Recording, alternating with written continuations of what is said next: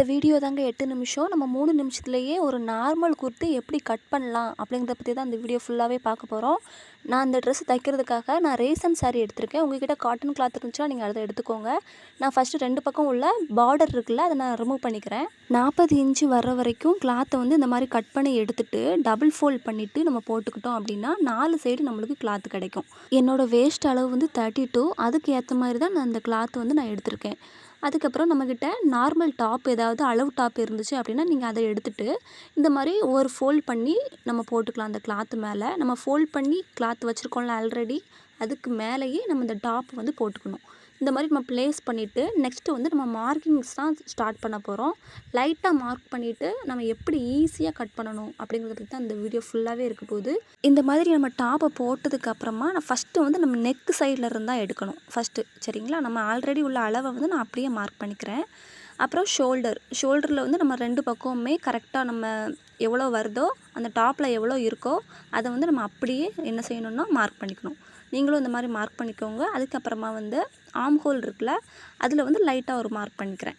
அதுக்கப்புறம் கீழே பார்த்தீங்க அப்படின்னா அந்த வி கட் இருக்குல்ல, நம்மளுக்கு மடித்து தப்போம்ல கீழே ஃபோல்ட் பண்ணி அந்த இடத்துல ஒரு மார்க் பண்ணிக்கிறேன்.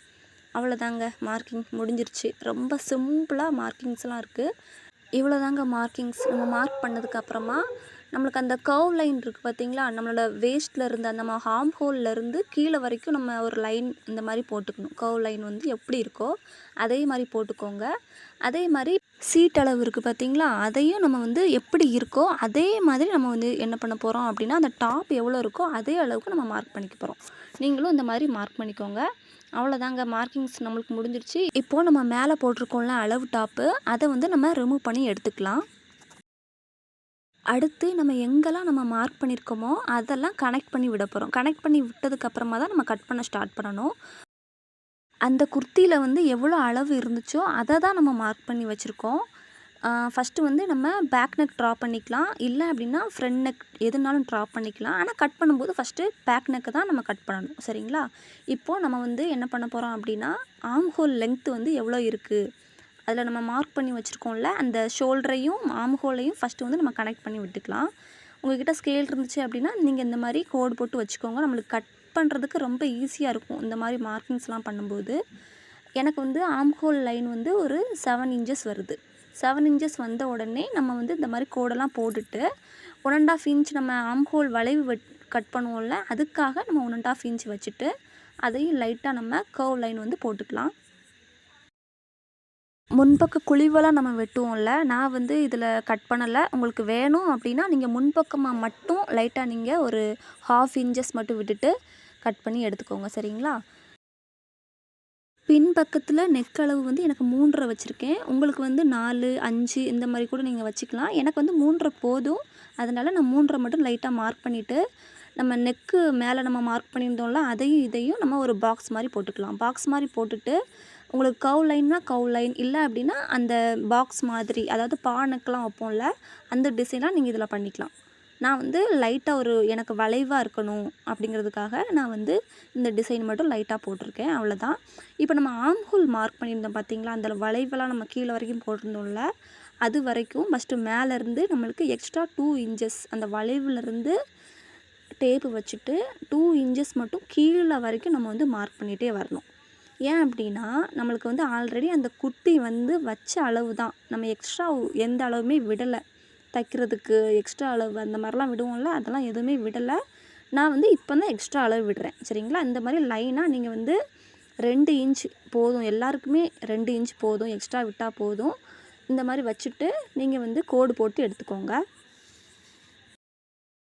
இந்த மாதிரி நம்ம மார்க் பண்ணுறப்போ கரெக்டாக நம்ம மார்க் பண்ணுறதுனால தான் நம்மளுக்கு வந்து கரெக்டாக கட் பண்ண முடியுது. எந்த அளவுமே எக்ஸ்ட்ராவும் வராது, சரிங்களா?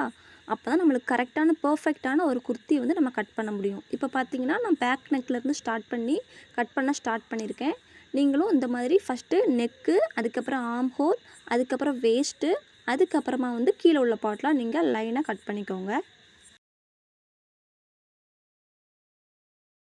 இப்போது நம்ம கட் பண்ணி எடுத்தாச்சு.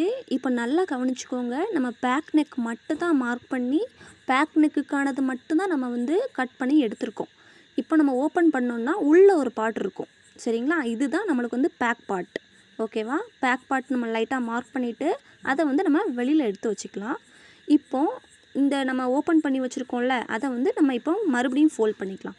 ஃபோல்ட் பண்ணதுக்கப்புறமா இப்போ தான் நம்ம கரெக்டான ஒரு ஃப்ரண்ட் நெக் வந்து நம்ம வந்து வரைய போகிறோம். உங்களுக்கு ஆல்ரெடி இந்த 3.5 இன்ச் இருக்கணும்னா இருக்கட்டும். இல்லை அப்படின்னா எனக்கு ஃப்ரண்டில் வந்து கொஞ்சம் எக்ஸ்ட்ரா கிளாத் வேணும், இல்லைனா டிசைன் வேணும் அப்படின்னா நீங்கள் வந்து இந்த மாதிரி தான் பண்ணிக்கணும். எனக்கு வந்து லைட்டாக ஒரு டிசைன் மட்டும் வேணும். நான் வந்து முன்னாடியும் ஒரு 4 இன்ச்சஸ் பேக்கில் வந்து நான் 3.5 வச்சுருந்தேன் இல்லையா, இதில் வந்து நான் ஒரு 4 இன்ச்சஸ் வந்து மார்க் பண்ணிக்கிறேன். மார்க் பண்ணிவிட்டு லைட்டாக வந்து பாக்ஸ் மாதிரி நம்ம எப்படி பேக் நெக்குக்கு போட்டோமோ அதே மாதிரி ஃப்ரண்ட் நெக்குக்கும் இந்த மாதிரி பாக்ஸ் போட்டுக்கலாம்.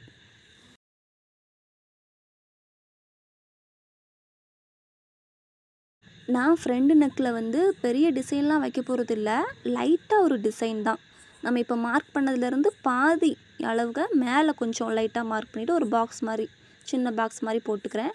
உங்களுக்கு வந்து வளைவாக போட்டுக்கலாம், இல்லைனா ஸ்டார் நெக்கு வச்சுக்கலாம், இல்லைனா பா நெக் வச்சுக்கலாம், இல்லைனா உங்களுக்கு ஏதாவது ஸ்கேலப் அந்த மாதிரி ஏதாவது டிசைன் தெரியும்னா நீங்கள் வந்து அந்த மாதிரி கூட பண்ணிக்கலாம். இப்போ பார்த்தீங்கன்னா நான் வந்து லைட்டாக கட் பண்ணி எடுத்தாச்சு.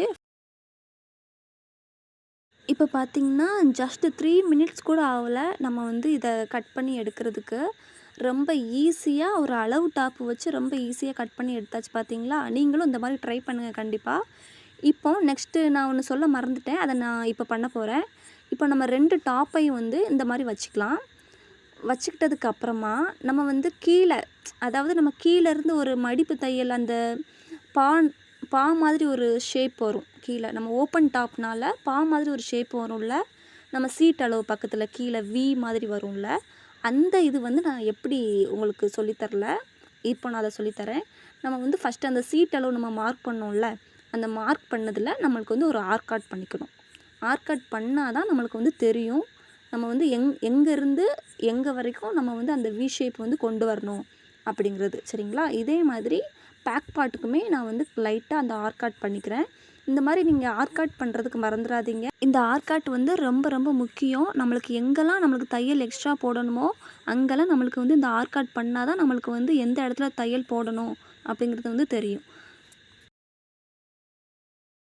இப்போது நம்ம வந்து ஃப்ரண்ட் பார்ட் கட் பண்ணியாச்சு, அதுக்கப்புறம் பேக் பார்ட் கட் பண்ணியாச்சு. இதில் வந்து நம்மளுக்கு லைனிங் போடணும்ல, அதனால் நான் வந்து ஃப்ரண்ட் பார்ட்டுக்கும் சேர்த்து பேக் பார்ட்டுக்கும் சேர்த்து நான் வந்து என்ன பண்ணிட்டேன், லைனிங்கும் கட் பண்ணி ஆல்ரெடி எடுத்து வச்சுட்டேன். சரிங்களா? நீங்களும் இந்த மாதிரி ஃபஸ்ட்டு லைனிங் கட் பண்ணுங்கள், அதுக்கப்புறம் ஒரிஜினல் கிளாத்தில் ப்ளேஸ் பண்ணி அதுக்கு எடுத்து கட் பண்ணிக்கோங்க. இந்த வீடியோ பிடிச்சிருந்தா லைக் பண்ணுங்கள், ஷேர் பண்ணுங்கள், கமெண்ட் பண்ணுங்கள். தையல் இசை சேனலை சப்ஸ்கிரைப் பண்ணிக்கோங்க. Bye friends, thank you for watching.